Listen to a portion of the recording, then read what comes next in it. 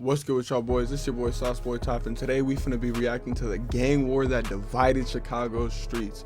Without further ado, come on, we finna get right into it. If you're confused by the title, let me explain. A gang war is a conflict in the streets between two or more gangs, and a gang was originally an alliance between multiple blocks that all represented the same gang. But in Chicago, that's just not the case anymore. Today, the teenagers warring in the streets are just small cliques of 5 to 10 guys going against other small groups of 5 to 10 guys. In one of his earliest songs, Exposing Me, King Von shows his age when he mentions a peace treaty, but he also gives you some insight into how some things have changed. In the song, he essentially implies that he doesn't believe in peace treaties because he himself saw the last one fail.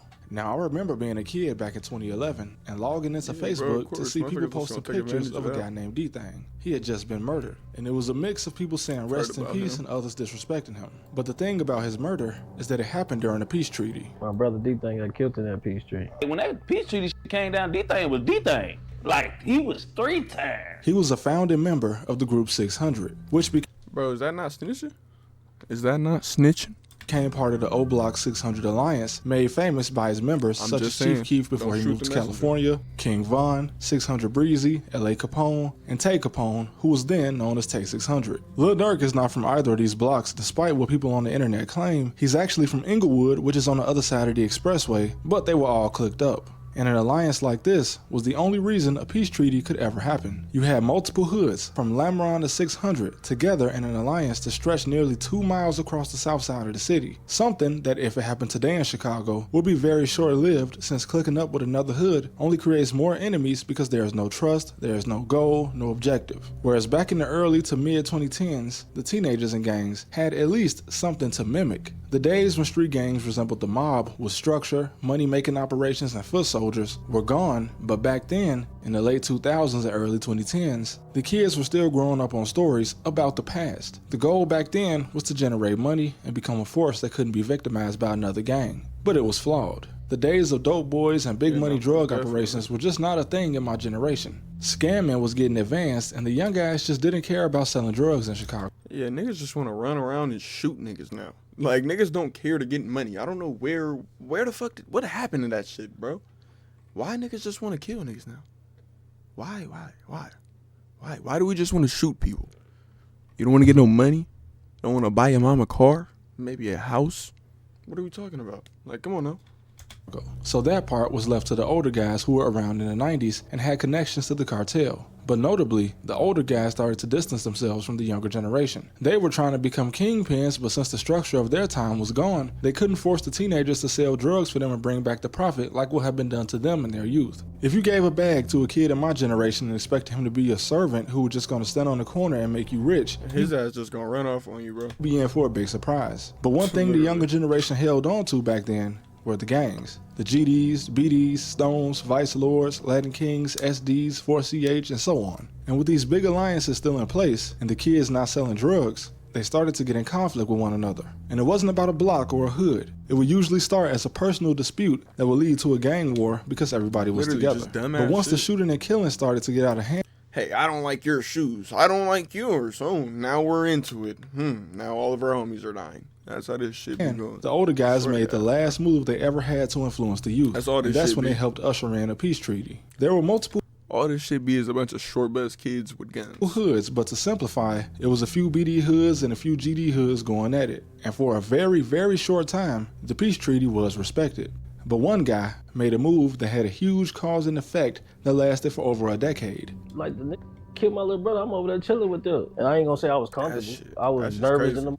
We done did so much, so it's like, okay, they calling it, it's a peace treaty now, but it's like, you know what I'm saying? Like, nah, is it? D-Thang from 600 was known to be a bully. Even before Reddit and Trap Lil Ross videos, it was known that he would just pull up to certain hoods and start shooting. So when the peace treaty was in effect, a guy named Dome from Jaro City, one of the hoods that D-Thang would shoot at, would catch D-Thang around Washington Park. And it should have been fine. But maybe it was because he felt like the peace treaty wouldn't last forever, and right here in front of him was a very dangerous guy. So he killed him. And thus, the peace treaty ended, dishonorably.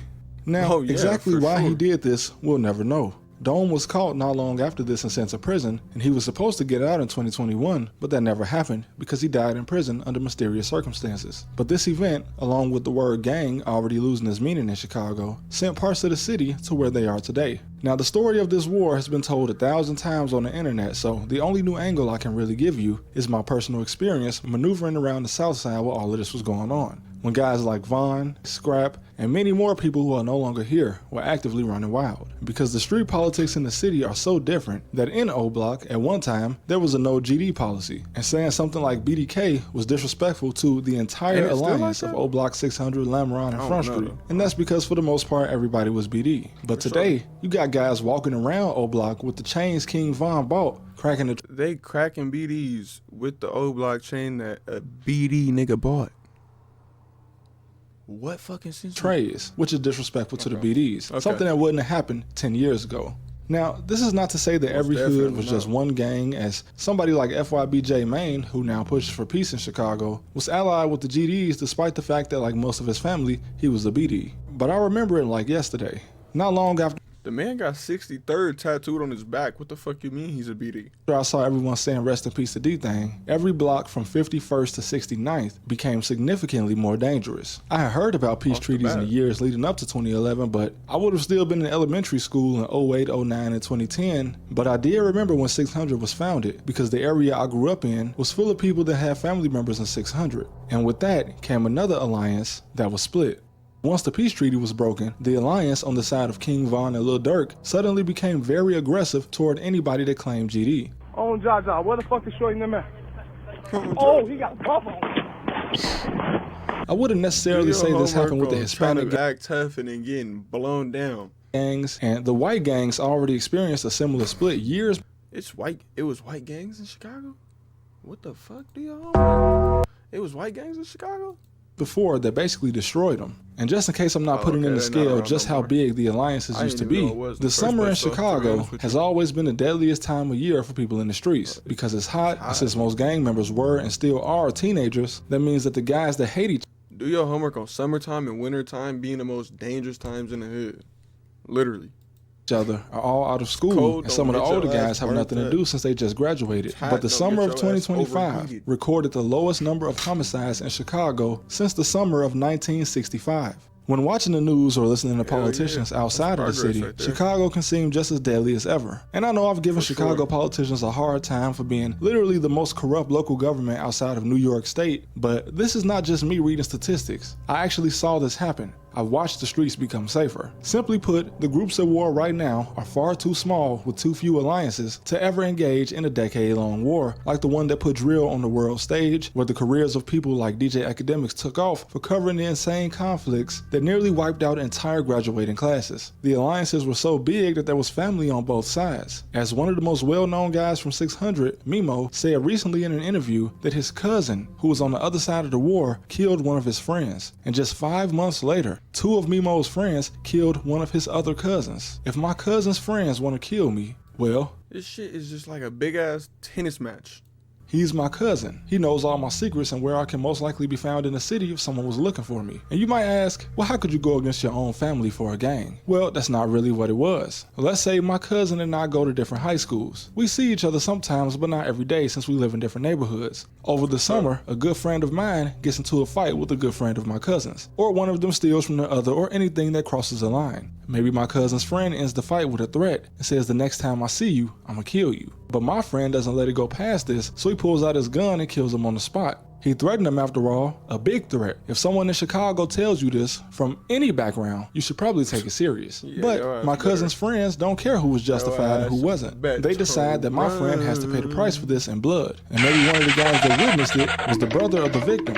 What sway then would your cousin hold over the next thing that happens? None, which is just as much sway I would have if these guys called me and my friend. Now, it doesn't matter if I keep being friends with this guy or not. The people that want to kill him might still think that we're friends, so I could very well become a target. And mind you, all of this is happening while we're still in high school, because from the time Chief Keef dropped his first song to when he left Chicago, King Von got locked up, and the death of L.A. Capone and the arrest of C-Day and Rondo, it would have only been from his freshman to his senior year, as King Von, who was only a year older than Keef, would have only been 19 at the beginning of 2014, which was 3 whole years after the end of the peace treaty. Obviously, most people on the South Side don't gangbang, but the families that do would have suddenly had less stories of gangs being some big organized alliance. And those stories would have been replaced with stories of how renegade the streets have become, and how there was no point to even be in the streets anymore. Also, in an older video, I mentioned the database used by the Chicago police that ranks how likely it is for certain people to either be a victim or the perpetrator of gun violence. And even though as this continued,